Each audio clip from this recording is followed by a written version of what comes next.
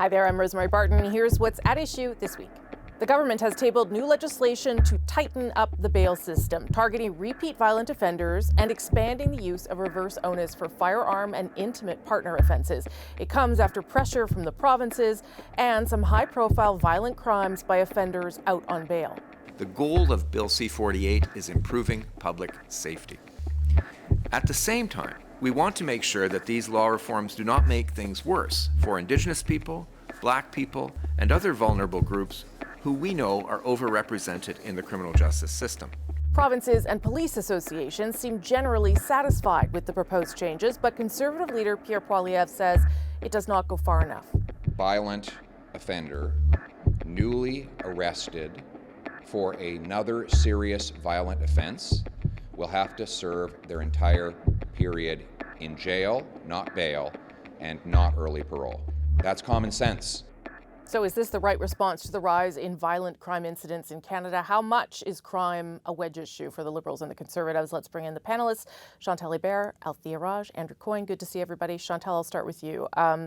Obviously, crime is a wedge issue for both sides, but what did you make of both the proposal and then the Conservative response? I'm not sure it's as much of a wedge issue as one of those issues where everyone is trying to up the other. Right. Rather than differentiate themselves. I thought that the proposal stemmed clearly from provincial pressure, irresistible provincial pressure on the Liberals, who are, it's a shield issue for them. Right. They're trying to protect that flank of their platform by becoming a bit tougher. As for the Conservative proposal, it is also true to form for the party, but I am not convinced that it would resist scrutiny on the constitutional side, not necessarily the entire proposal, but the section of the proposal where you're basically saying that someone who is not yet being convicted of anything would be in jail and denied bail. I'm not sure that would pass muster, and I am reminded that many of the tough on crime Conservative measures under Stephen Harper ended up being undone in the courts. Yeah, and there were some constitutional types that weighed in after this announcement, Andrew, and said that very thing, that what the Conservatives proposed as a response would not hold up against the Charter. But I think there were also questions about what the Liberals were doing as well. Some people were having questions about whether their proposals would hold up as well. Yeah, I think the Liberals are testing the limits of Charter scrutiny. Yeah. I think the Conservative proposal is clearly overboard. Look, there's a balance to be struck here between the rights of the individual and the protecting community safety. You don't have an absolute right to bail, but neither can you be absolutely prohibited bail. It depends on the circumstances. That's why we have case-by-case scrutiny of this. And what they've done in this bill is expanded the list of reverse onus crimes where you'd have to show cause why you should be given bail rather than the state showing why you should be denied it. That in itself is, as I say, is skating pretty close to the line. But to simply say nobody gets bail if you've had a prior record of violent offenses, you're simply throwing the presumption of innocence out the window. Mm-hmm. Look, 70% in Ontario, 70% of the people in jail right now are people on remand, people awaiting their trial, people who are serving time without having been convicted of any offense. So the notion that we're just going to simply expand that even beyond that, it just seems to me unconscionable. Althia? Well, both Andrew and Chantal are right. I mean, I think there was a great vulnerability on the Liberal side. Mothers are worried that their children are going to get stabbed and die taking public transit, whether in British Columbia or in Toronto. So they absolutely had to do something. Yes, the police association, yes, the Conservatives, yes, the provinces, but I think that, for the same reason that they went really hard on guns in the 2021 election, with that same group of kind of swing ridings, they had to show that they take this very seriously.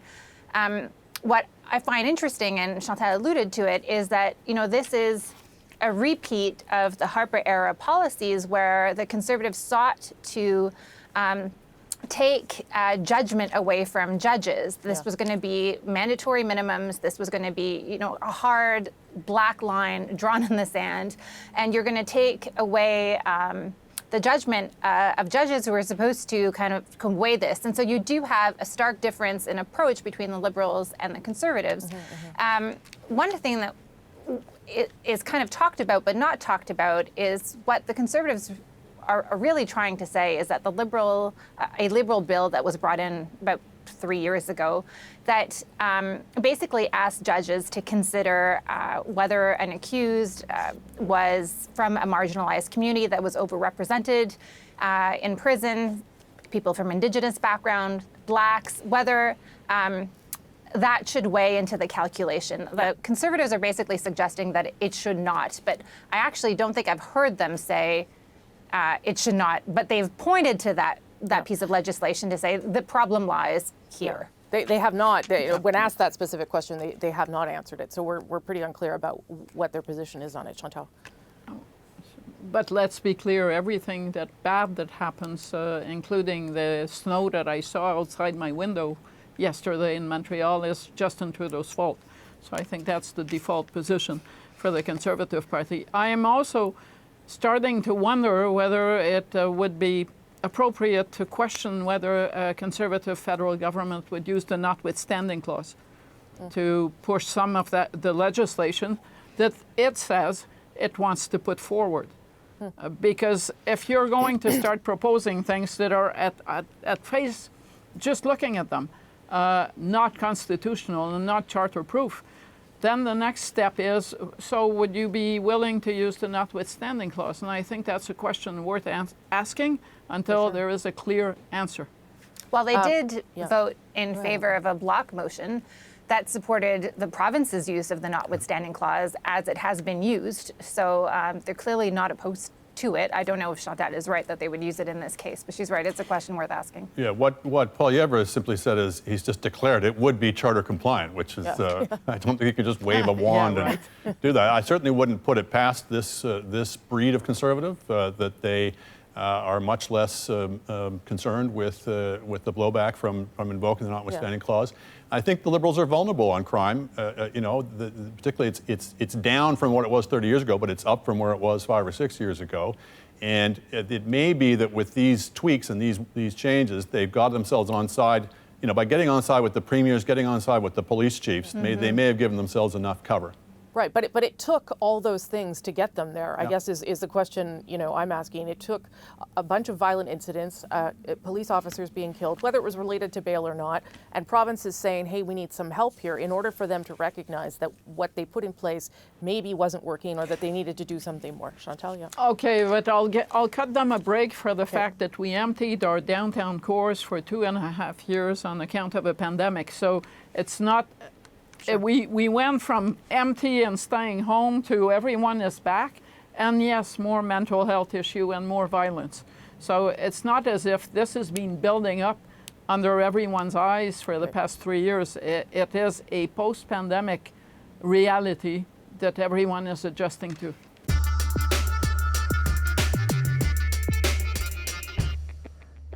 Welcome back to another round of At Issue. Immigration targets announced more than 6 months ago have become new political fodder.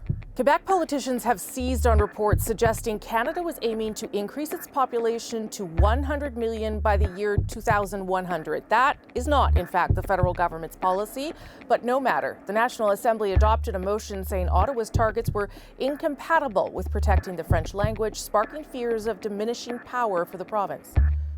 So what's to be made of Quebec's response, and what are the stakes federally? Let's bring everybody back. Chantal, Andrew, and Althia. Althia, I'll start with you here.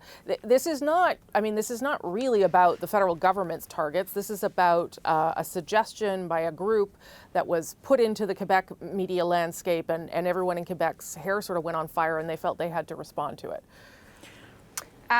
Yes and no. 2 weeks ago, Le Journal de Montréal, which is like the popular tabloid in Quebec, splashed on this cover a fleur de lis, or the symbol of Quebec, in a trap. And it said, Quebec trapped in a Canada of 100 million. And then they had columnists weighing in. Justin Trudeau is more conniving than we thought. We will be assimilated. 2 plans, no debate, catastrophe. An 8-page You're really delivering that there. You were really delivering that. I was at McGill for a volunteer board meeting, and one of the university, there's another university president on the board who mentioned this to me. And I thought, I had not seen it, and I realized, when something percolates in the Journal de Montréal at a certain level, you realize, okay, everybody's talking about this. But it has continued in the pages of the newspaper, and I should say, the Journal de Montréal is also tied with the Journal de Québec, which reaches 1.2, one in every second Quebecer, and there's TVA that is owned by the same group of. The same publisher. So it's like a media environment feeding this frenzy that is like immigrants are a threat to Quebecers. And I will say two things. One, they are right that if there are more immigrants that do not speak French, then the French language, the use of the French language in Quebec will diminish, and that could be a problem. And if there are fewer immigrants accepted in Quebec, then Quebec's political weight will obviously diminish vis-a-vis the rest of the country. So the argument is not wrong, but the way that it is presented, it is kind of like reminiscing of the dialogue that we had in the provincial election, and where François Legault at one point talked about immigrants being extremists, tying them to violence, talking about the threat to national cohesion. And what has happened is that you have the National Assembly unanimously voting against the federal Liberals' immigration targets of 500,000 for the next few years. And in Quebec, in Ottawa, we had a Bloc Québécois motion where basically saying the same thing, rejecting the targets, which the Bloc blames on a lobby group in Toronto.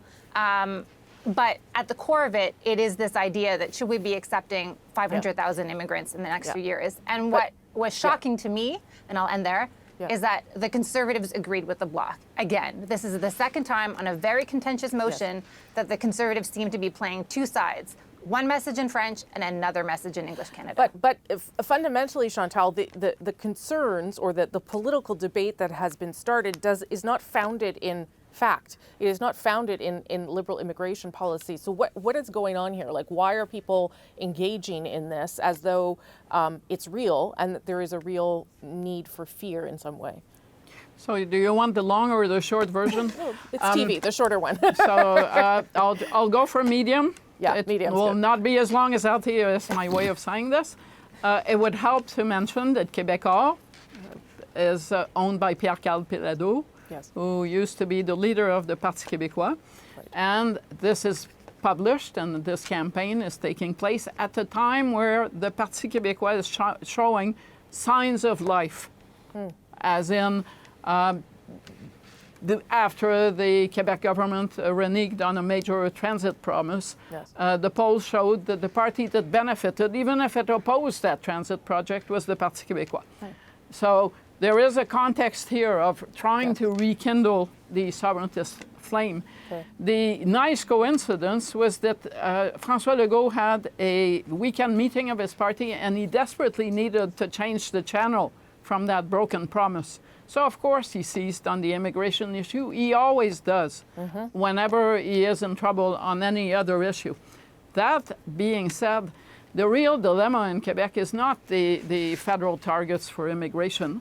Although, if you want to make a case for sovereignty, you can say if we stay in Canada, we'll have no influence anymore because immigration in the rest of the country will increase the population. It is that we are facing labor shortages, an aging population, a need for more immigrants who absolutely must be able to work in French. Yeah. It is of no use to Quebecers who don't live on the island of Montreal that we can find nurses who can't speak French. And that's a dilemma that the Quebec government, a very practical one. Yes. We need more teachers, but we can't send teachers, as you know, in the Gaspé to teach in French schools unless they can speak the language.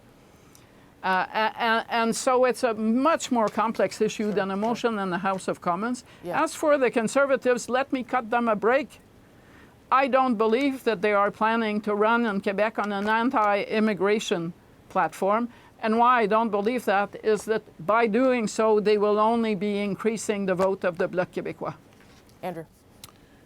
Even if it were Liberal policy to increase our population to 100 million by 2100, Justin Trudeau is not going to be Prime Minister 77 years from now. What the immigration, we can guarantee that. What level of population we'll have in 2100 will be determined by policies that are decided every year in the 77 years between now and then. So let's leave that to one side. Yes, please. Even the immigration levels that we have now, we're headed towards 500,000 federally. To keep pace with that would require 100,000 into Quebec. The position of the Quebec Solidaire Party is 80,000. So the difference between 80,000 and 100,000, I don't think over a few years or even over 77 years, I don't think spells the death of Quebec versus the life of Quebec. So the stakes in this are being vastly exaggerated. Sure. Quebec's share of the overall population of the country has gone down from 29% in the 1940s to 22% today. Has its influence and throw weight in the Confederation gone down, or has it gone up since then? It's gone up. It's much more vital and important in our federal politics. And it's as much in Quebec's interest as it is in Canada's interest as a whole to have a large, dynamic, growing, vital population. It's in Quebec is in interest to have higher population levels and higher immigration levels as much as Canada's. The Francization question of making sure those immigrants are learning French, that's a question of setting priorities as a government. You devote the resources to it. You'll have more resources if you have more people. Then you can do it. Just make a decision to do it, and this is a complete false flag, phony issue.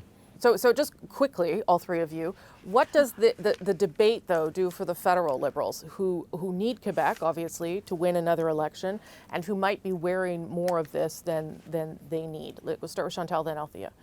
Justin Trudeau has been on the wrong side of the Journal de Montréal and the Quebec government on the Bill 21 and secularism. He has been on the wrong side of François Legault on immigration for the past two elections. Yep. I don't think that this is the weapon that will take down the Liberals in Quebec. I think the biggest threat to the Liberals in Quebec is a weak Conservative Party. Why do I say that? Because when the Conservatives are weak, the Bloc is stronger.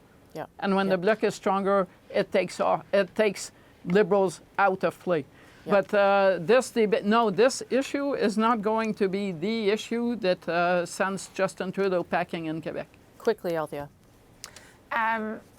I agree with Chantal. I don't think this is the issue that's going to hurt the Liberals in Quebec. They've managed to kind of insulate themselves from the debate on Bill 21, for example. I think the official languages bill takes a little bit of sting out of this. So setting that aside, I think, though, that what is more interesting to me about this whole debate is the Conservative positioning, because I think that if English Canada awakens to the things that the Conservatives are saying in French, like in the previous panel, you talked about the notwithstanding clause, the block motion on that earlier this year in the House of Commons, where every single Conservative MP in the chamber voted to say that they are fine with how the provinces have used the notwithstanding clause. That's Bill 21. That's Bill 96. And a lot of Conservative MPs publicly say, no, we are opposed to Bill 21. Then how can you vote in favor of it in the House of Commons? That's where the problem lies. Andrew, quickly. Just to pick up on Althia's point about the Conservatives, we're about to cross a threshold pretty soon in this country where 50% of the population will either be foreign-born or the children of foreign-born. A lot of them living in those suburbs in Ontario and Quebec, particularly in Ontario, where the Conservatives need to make yards, need to win seats. There is no percentage for them in being either the reality or the perception of being an anti-immigration party. Okay, got to leave it there. Thank you all very much. I appreciate it. We'll see you next week.